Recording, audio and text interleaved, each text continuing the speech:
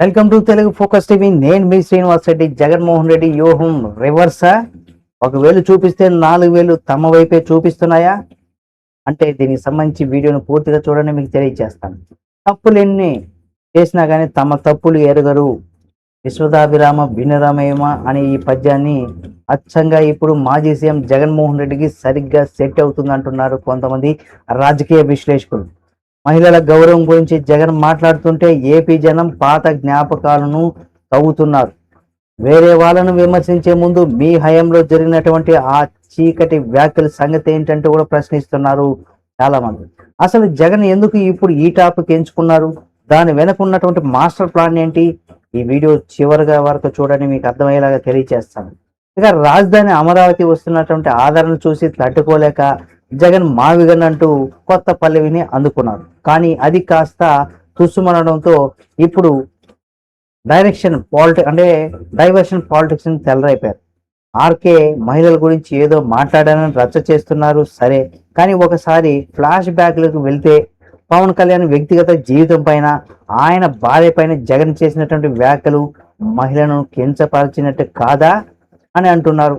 అలాగే అసెంబ్లీ సాక్షిగా చంద్రబాబు సతీమణి భువనేశ్వర్ గారి గురించి కూడా వైఎస్ఆర్సీపీ నేతలు వాగిన వాగుడు ఏపీ ప్రజలు కూడా మర్చిపోలేరు.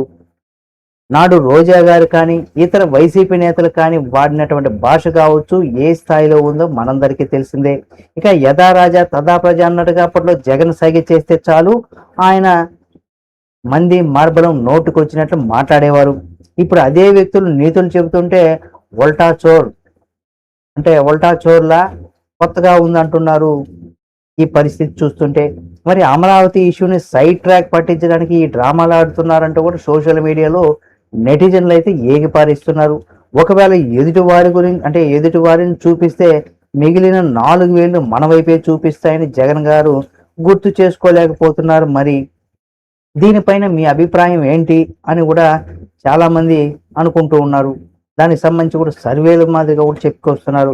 మరి జగన్ గారు ఈ వ్యాఖ్యలపైన మీ అభిప్రాయం ఏంటో కూడా మన ఈ వీడియో కింద కామెంట్ చేయండి.